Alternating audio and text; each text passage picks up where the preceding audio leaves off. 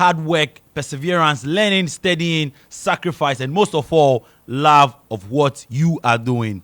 This is a quote from Pili. It is how I choose to welcome you to the Sports Chat. This is Star 103.5 FM. My name is Jones Aji, and I'm here with Nanama Ajimine. And together, we're going to bring you the latest from the world of sports. Of course, this morning, we'll take you to women's football, and we'll talk about Hasake's ladies, talk about the Black Princesses, and then we would also bring you issues from the Ho Youth Resource Center. Yes, there is a new development we'll be getting to Ho this morning, and the demonstration that was postponed, the demonstration was postponed. It should have happened last week. It didn't happen last week. It would happen tomorrow. Yesterday, a video came out. I'll show you that video so you can join us on Facebook as well. The show is live on Facebook at Star SCARR 103.5. Get to Facebook because I'm going to show you a video, the new video that has popped out from the Whole Youth Resource Center that trended some weeks ago, and the minister talked about it. We understand that some contractors will be moving. We would confirm that if it is true that contractors have moved to the site to complete the 80% work that was done at the Whole Youth Resource Center. And then we'll also bring you some news from the English Premier League. It is back tomorrow. Don't forget that La Liga is back today, and it is all packed here on the show. Nana Majumai, good morning. And Hasake's ladies were beaten yesterday. Good morning. It's rather unfortunate, okay, because I really had high hopes. But they gave up too early. The other thing, yes, it's not the best. 2 games not being able to score shows that attacking wise we have not been that top notch. It's unfortunate because that is not Hasake standard. We need to work on that, and in our next game, try to score goals. So, what's it now? Your verdict, okay. Our judge. Okay, so this is it. Yeah. I don't know. You see, Bazigi is not with them in camp because he has to be with the Black Princesses for the World Cup in Colombia. Yeah. I don't know whether it is one of the reasons why they are not performing well. I think it plays a role because this is a coach that has been with them. He won the league with them, and then he's not there anymore. I'm not saying the assistant coach is not good enough. He's good, and I know wherever that you see Bazige is, he's still giving them instructions as to what to do and all that. But sometimes presence also counts. Very much. It counts a lot. And also their key player, Mukarama Abdullahi, is injured. So he didn't go with them. I think it's also another reason. Exactly. But did I hear the assistant coach saying that they lost concentration? So throughout the 90 minutes, they lost concentration and he couldn't do anything about it. I mean, Edo Queens are a very good side. Yesterday on the game, I was telling Benghazi and our viewers and listeners that, see, they actually beat their first opponent by 5 goals to nothing. And the Aisadu has been consistent. And as we said, Basigi's absence is key. For me, that is key. He's experienced. And he knows the African terrain very well. And he understands women's football. So for me, see, it is not as if we are saying that the guy is Shan. He can't. No, let's understand that. And this brings the question. Please, they haven't handed over the job to him. He's just doing his job as an assistant coach. So he's Shan. He's not rich. That's the point. It wasn't good enough. Yes. But don't say he's shy. No. If you say he's shy, no. If you say not good, wait. If you say he's shy, I will not agree with you. If it's not good enough, if you say no rich. Oh no, that's it. But when you say he's shy, it's like he can't do anything at all. If you're not rich, if you're not rich, there, you're not rich. No, please. He's not good enough. But I think that we have to start a conversation where we give jobs to coaches who are attached to clubs, because this is a big thing. Exactly. Yesterday, it came to mind. You can't be a coach of a national team and be a coach of a football club. It came to mind. That is what happened to Otuado. For Dortmund and then the national team. And now he's fully focused on the Black Stars. It has affected Hazakes. And you see, we are in Ghana. Let me tell you, this will not happen outside. If it is outside, we tell you that you either choose your national team or choose the club side. Let me ask you a question. You are a sports journalist and you sell jerseys, right? Why do you have multiple sources of incomes? Why are you? Hey, please. Why do you have multiple sources of incomes? Why are you putting out there? You are saying Basigi in Ghana here. You can't do one job. No, this is a national assignment. I know. But how often do the Blasters go to camp? It makes sense. You see, it makes sense. So he has to. I get it. But then in a way, it has I have to affected play the devil's advocate. In a way, it has affected Hazake's ladies. And you see, the point is that Hazake's too. They can't sack him because he has helped them. He has been with them. But I mean, he won't be with them forever. If it is a white man's club, he will sack you. That's the point. So here is how things are looking like right now. So Hazake's ladies will be playing AS Grande National in their next match. And AS Grande National, they have 0 points. All the matches they've lost. So Hazake's ladies would have to beat them heavily. And hope that Edo Queens beat Omini Sports. Which is no... I don't like Maso. But Edo Queens will surely win. They surely win. They have 6 points.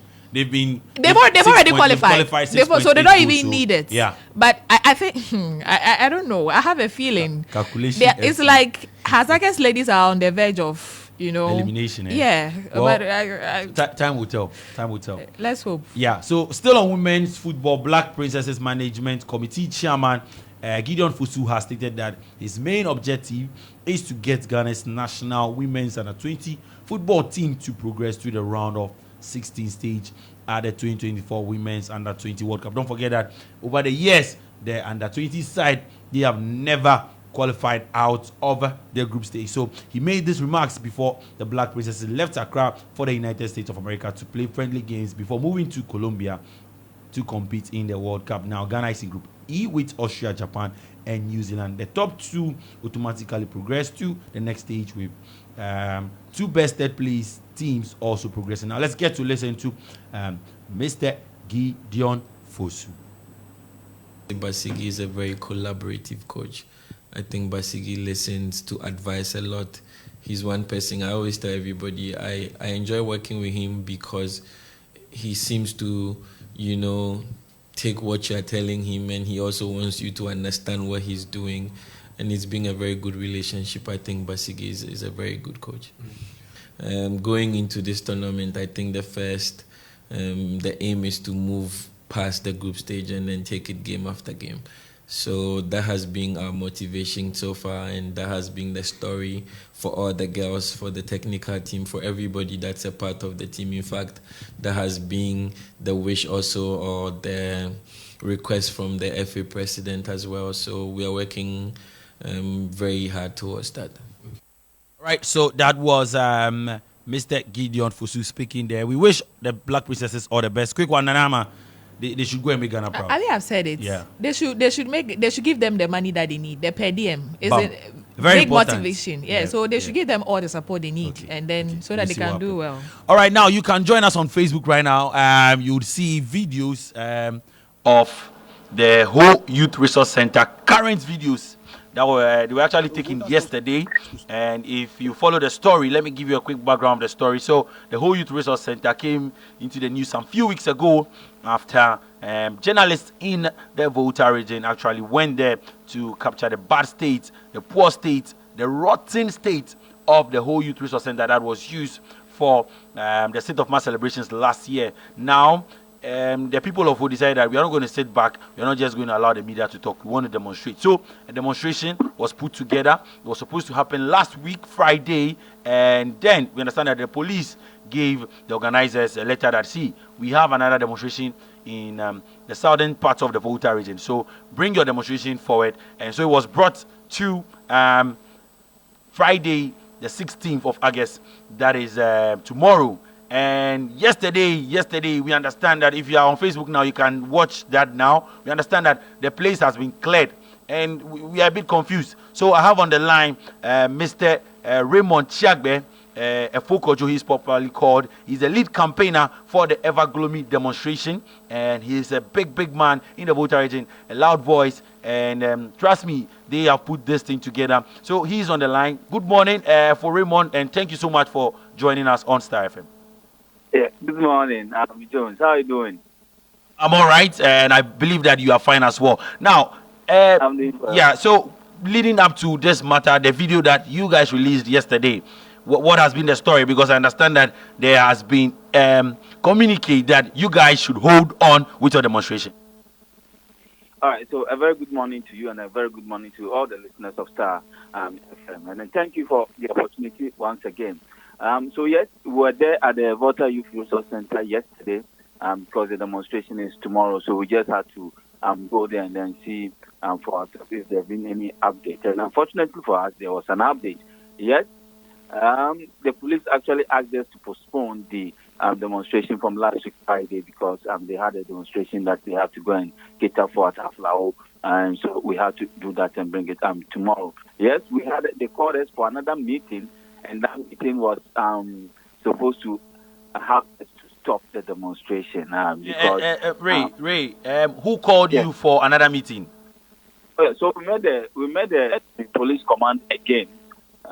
So the police commander, the regional police commander, called us, and in that meeting we had the deputy police commander, we had the staff, we had the crime officer, and then we had the regional youth authority director. So apparently they brought in the Water Regional Youth Authority director to that particular meeting, and the head and tail of everything was that we should put our demonstration on hold because they really want to get the job done for us.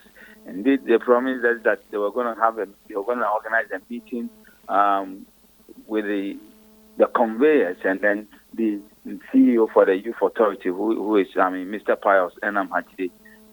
Yesterday, we were there at the police station. We asked whether that meeting was going to come on, and then that wasn't fruitful as well. But that meeting was to get us to stop because apparently they have spoken about it. The issue has gotten to the regional minister. It's been forwarded to the appropriate quarters, and that they were going to have the contractor to come back on site and then start working on the facility. But we said no.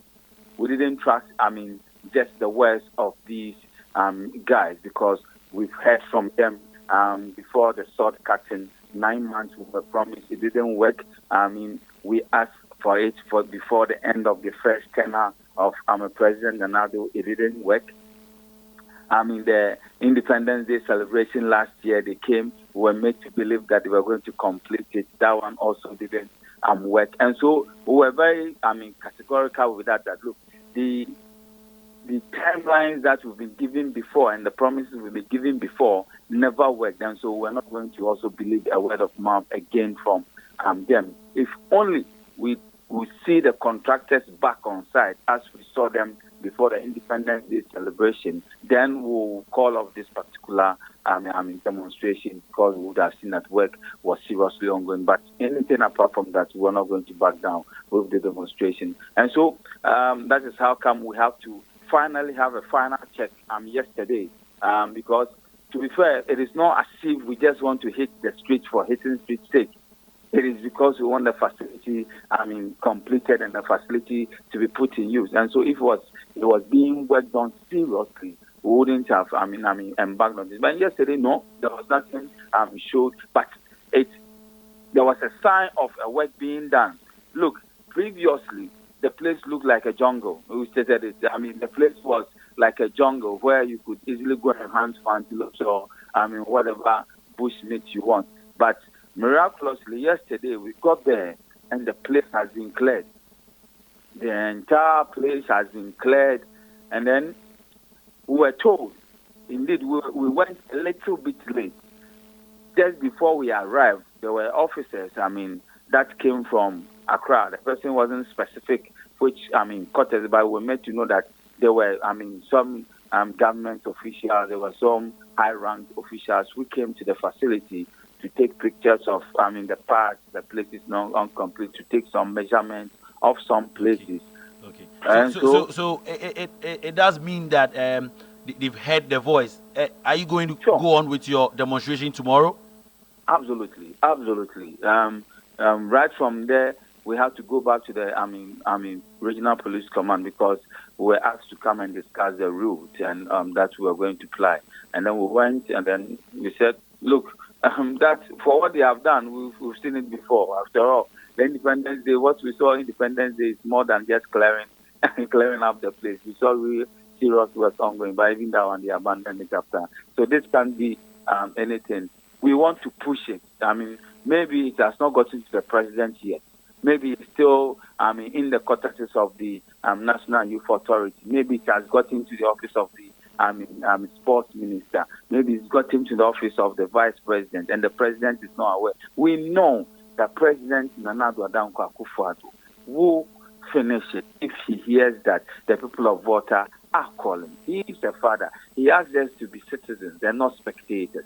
And so we strongly believe that if it gets to his desk, he will definitely hit to the cry of the people of Volta region and just come and complete it, because they don't have much to do. We spoke to some few people that we cannot disclose.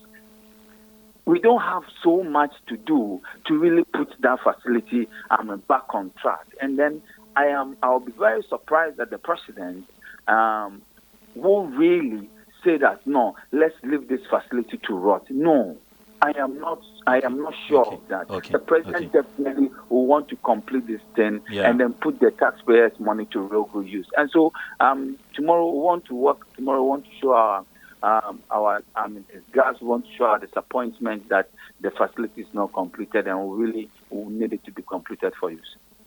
All right, thank you so much, Ray. Tomorrow, hopefully, 6:30 a.m. Probably I cannot join you guys, but then sure. I would get you on the line, and we'll get to speak to some of the people what they are saying. Thank you so much for joining us. So that was Raymond Chiagbe. He is the lead campaigner for the Ever Gloomy demonstration that is going to happen tomorrow. So regardless of the fact that they've cleared the bush, Nanama, Ray says that, see, the bush clearing, they are to be that. Oh, we see some before. So you see, do we need to put demonstration together for us to be called for a meeting? That is the only language governments understand. Okay. Unfortunately, strike and demonstration. Yeah, the only two language they understand. So it is good they are going on with the demonstration, regardless of what they are doing right now. The bush being cleared. Yeah. It's nothing. It's nothing. They should demand for their right. That's it. They should force them to do the right thing. Yeah. All right. Yesterday. Mbappe, it'll come for Bellingham, and here's Kylian Mbappe, the first of many.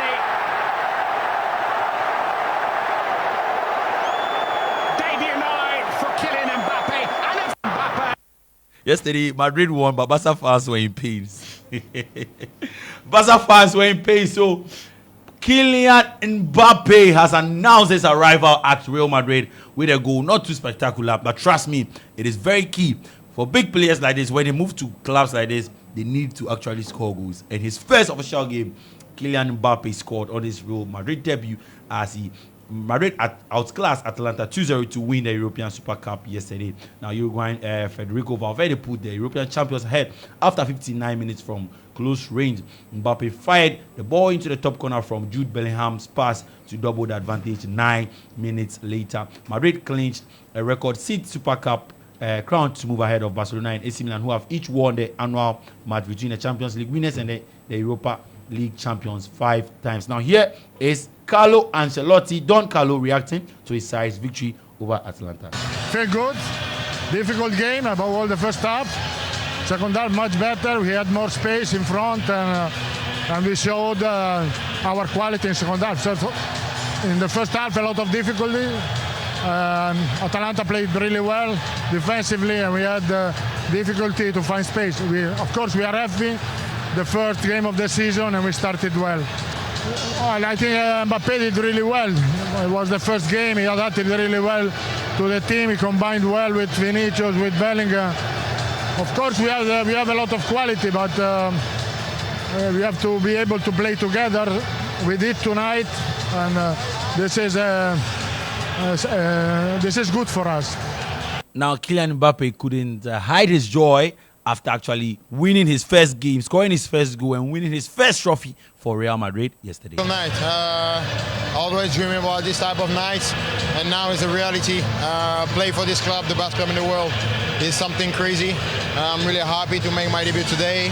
Of course, we won a trophy. It's really important to win a trophy here because everybody won here. So it's a big pleasure for me also to score a goal as a striker. To be there and to score for my team is always a pleasure, and I hope to stay like this and to improve to help the team more.